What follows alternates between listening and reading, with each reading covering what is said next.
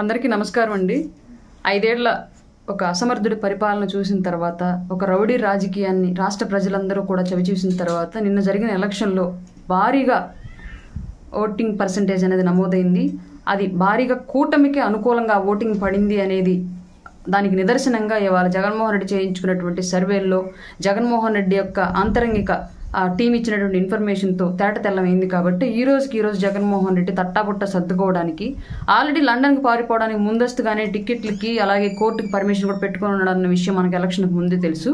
నిన్నటి పోలింగ్ తర్వాత ఈ రోజు ఇప్పటికిప్పుడు జరుగుతున్న ఇంకొక సంఘటన ఏంటి అంటే 6 రకాలైనటువంటి సంక్షేమ పథకాలు ఏవైతే ఫీజు రియంబర్స్మెంట్ కానివ్వండి, విద్యా దీవెన కానివ్వండి, రైతు భరోసా కానివ్వండి, ఇంకా మిగతా ఏవైతే సంక్షేమ పథకాలు 6 రకాల సంక్షేమ పథకాలకు సంబంధించి రాష్ట్ర ప్రభుత్వం నుంచి పేదల అకౌంట్లో పడాల్సినటువంటి 14,000 కోట్ల రూపాయల్ని జగన్మోహన్ రెడ్డి ఎప్పుడో జనవరిలో బటన్ నొక్కి ఇప్పటి వరకు కూడా అకౌంట్లో డబ్బులు వేయకుండా వివిధ సభలు పెట్టి ప్రతిదానికి ఆసరా పేరుతో సిద్ధం సభ, విద్యా దీవెన పేరుతో సిద్ధం సభ అని చెప్పేసి సభలు పెట్టాడు. కానీ ఒక్కళ్ళకు కూడా అకౌంట్లో డబ్బులు వేయలేదు.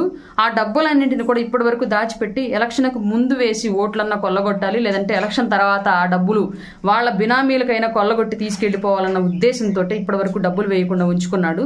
ఈ రోజు 14,000 కోట్ల రూపాయల ప్రజాధనాన్ని అతనికి సంబంధించినటువంటి బినామీలు కాంట్రాక్టర్లు ఎవరైతే చేస్తున్నారో అందరూ కూడా కాదు, రాష్ట్రంలో మళ్ళీ మిగతా చిన్న చితక కాంట్రాక్టర్లకు కాదు, కేవలం అతనికి సంబంధించినటువంటి కాంట్రాక్టర్లకు మాత్రమే ఆ 14,000 కోట్ల రూపాయలు అకౌంట్లో ట్రాన్స్ఫర్ చేసి వాళ్ళ సెటిల్మెంట్లు చేసే ప్రయత్నం చేస్తూ ఉన్నాడు. ఎందుకంటే ఓడిపోబోతున్నాడు, వన్స్ ఫ్లైట్ ఎక్కి ఎగిరిపోతే ఇంక మళ్ళీ ఇండియాకి తిరిగి రాడు. కాబట్టి అతన్ని నమ్మి పనిచేసి లేదంటే అతని వెనకాల ఉన్నటువంటి బినామీలు నష్టపోకూడదన్న ఒకే ఒక దురుద్దేశంతో ఈ డబ్బుల్ని బినామీల ఖాతాలకు ట్రాన్స్ఫర్ చేసే ప్రయత్నం చేస్తున్నాడు జగన్మోహన్ రెడ్డి. ఈ రోజు సిఎస్ అలాగే ఆర్థిక శాఖ అధికారులైనటువంటి రావత్, సత్యనారాయణ గారు కూడా నిబంధనలకు విరుద్ధంగా జగన్మోహన్ రెడ్డితో ఈరోజు మీటింగ్ పెట్టుకుని దానికి సంబంధించిన చర్చలు జరుపుతూ ఉన్నారు.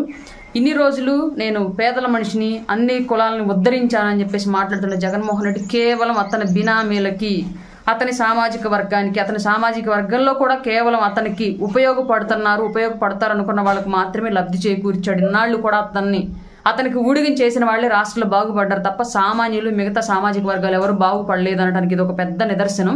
పేదలు పెత్తందారులు, నేను పేదల పక్షాన పోరాడుతున్నానని చెప్పినటువంటి జగన్మోహన్ రెడ్డి వాళ్ళ పేదల నోళ్లు కొట్టి పేదల అకౌంట్లో పడాల్సినటువంటి 14,000 కోట్ల రూపాయలని పెత్తందారుల అకౌంట్లో ట్రాన్స్ఫర్ చేయడానికి ఇప్పుడు మీటింగ్ జరుపుకుంటూ ఉన్నాడు. ఇప్పటికైనా కళ్ళు తెరిచుంటారు ప్రజలను మేము నమ్ముతున్నాము. నిన్నటి వేసిన మీ ఓటింగే దానికి ప్రధానంగా మాకు కనిపించినటువంటి నిదర్శనం.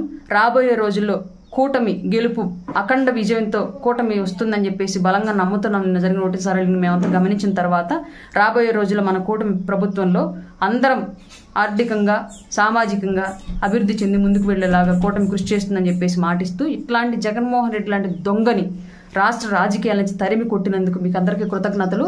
మరొక్కసారి ఇతనికి సంబంధించిన ఎవరు ఈ రాజకీయాలు అడుగు పెట్టకుండా జాగ్రత్త పడాలని చెప్పేసి అందరినీ కోరుకుంటున్నాము. జై జనసేన, జై టీడీపీ, జై బీజేపీ.